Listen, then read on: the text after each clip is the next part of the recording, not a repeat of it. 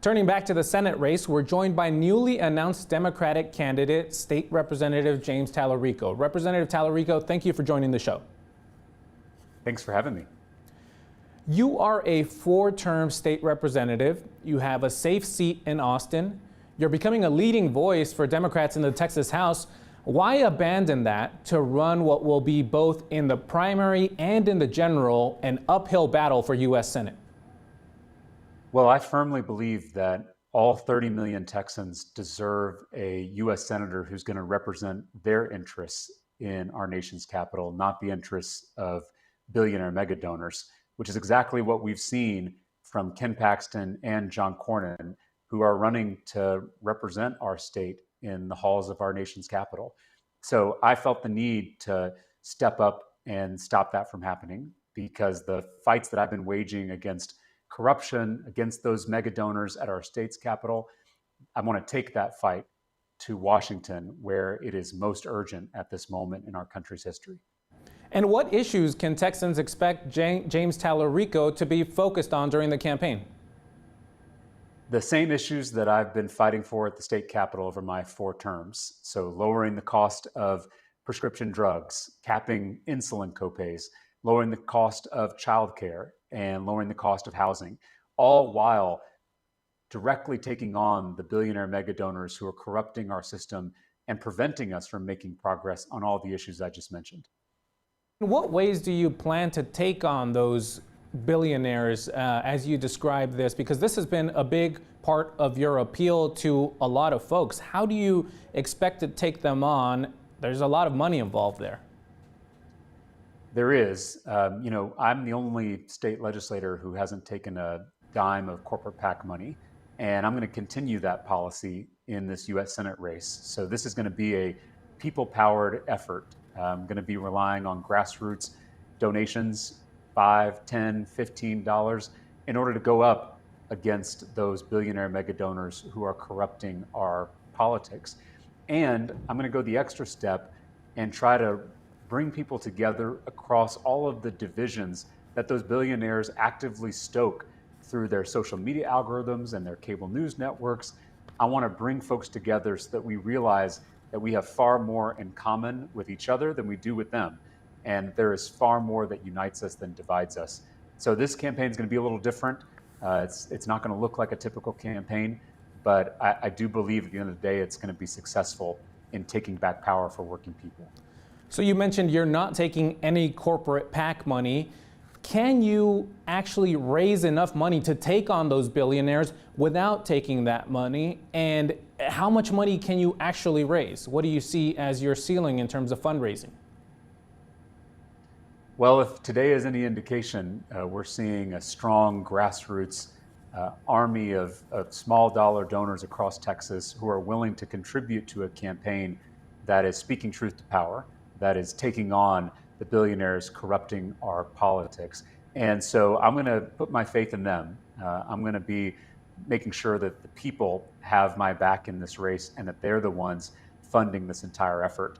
All of this is a little bit of a leap of faith, but the people have never let me down in my career in public service, and I don't expect they will in this race either. Well, I just want to push a little bit more here, though, in terms of raising the money. Can you raise $100 million, as former Congressman Colin Allred did in his last Senate race, even going about it the way that you were going to go about it? Absolutely. I have the largest grassroots fundraising network in the entire state legislature, and I'm going to be building on that when I'm running for U.S. Senate in this upcoming campaign. So I think we have proven throughout my career that I can raise money from small dollar donors across the state, and I'm going to prove that again in this Senate race. Now, Representative, we were talking about your opponent in the primary race, Colin Allred. Your name ID is considerably lower than his. Can you get your name ID up there? And also, why jump into this race when there already is a candidate who's run a statewide race, who's raised a lot of money, and who has infrastructure from a campaign that he ran a year ago? Well, I think competition makes us all stronger and makes us all better. And I think that's true in sports. I think it's true in business. And I think it's true in politics, especially if it's done in a respectful, productive way. And so I'm hoping that in this upcoming primary, we don't spend time tearing each other down. We spend time making each other stronger and better. That's my hope. I know you probably shouldn't start a campaign saying something nice about your opponent, but I respect Colin Allred a lot, and I look forward to a healthy contest that hopefully will make us and the state stronger in the end. Let me ask you again about your name ID and how you plan to get that name ID up. And also a double-barreled question here, because there are still other names out there like former Congressman Beto O'Rourke, like Congressman Joaquin Castro, who have not ruled out a run. Have you had any conversations with them about what their plans are and how you entering this race impacts that? Yeah, I respect Congressman Castro and Congressman O'Rourke tremendously, and have been staying in close contact with them over the last few weeks as I've prepared to enter this race.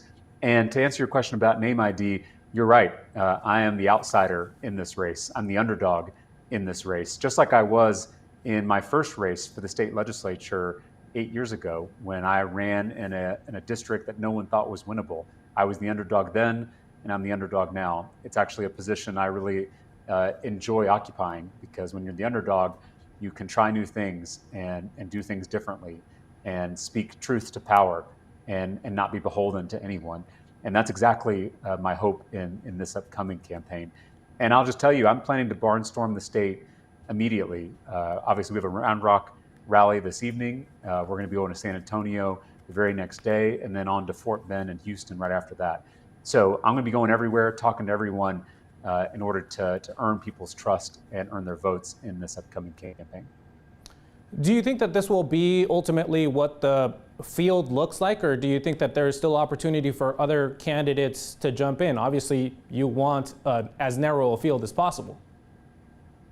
Well, no, I said earlier, I think competition is a good thing. So I think more people getting into the race is not bad at all. And so I welcome anyone else who wants to put their name forward, who wants to campaign aggressively and help us change the politics of this state. Let me ask you about this. You are very open about your Christian faith. You're a seminarian. You hope to be a pastor. That offers something very different from what people are used to in Democrats. Do you think that opens doors to reach some voters who may not otherwise have considered voting for a Democrat? It may. I am always going to talk about my faith because it's central to who I am, and it's why I'm in public service. I didn't start my public service career in elected office. I started it as a middle school teacher on the west side of San Antonio. And so that public service, whether it was in the classroom or whether it's in the legislature or whether it's in the US Senate, is always going to be motivated by the commandment to love thy neighbor as thyself. And my hope is through public policy, I can make my neighbors' lives just a little easier, lowering costs, providing opportunity, and ensuring that everyone can fulfill their God-given potential. One of the other things that you've done is you've stood up for LGBTQ Texans, including transgender Texans, at the legislature. You spoke out against bills to ban gender-affirming care. This is a difficult subject for Democrats. Will you continue to support care for transgender Texans during this campaign, even if you come under attack from Republicans or even from some Democrats? Well, I'm going to stand up for every Texan, the ones who agree with me, the ones who don't agree with me, the ones who are like me and the ones who aren't like me. That's the job of an elected leader, is to stand up for everyone in our state. And that's exactly what I'll continue to do. And on that issue in particular, yes, I'm going to keep defending parental rights in this state. We absolutely should ensure that parents are the ones caring for their children and not politicians at the state capitol or the national capitol. And so parental rights is something I'm going to continue to defend at every stage in this campaign, and I think most Texans agree with that. That's all the time we have. Representative Talarico, thank you for joining the show. Thanks for having me. Thanks for watching our YouTube channel. Let Spectrum News be your resource for balanced, in-depth political coverage. And click the subscribe button here You can also download our app and watch us on TV to learn more about the candidates, where they stand on the issues, and more. We'll see you then.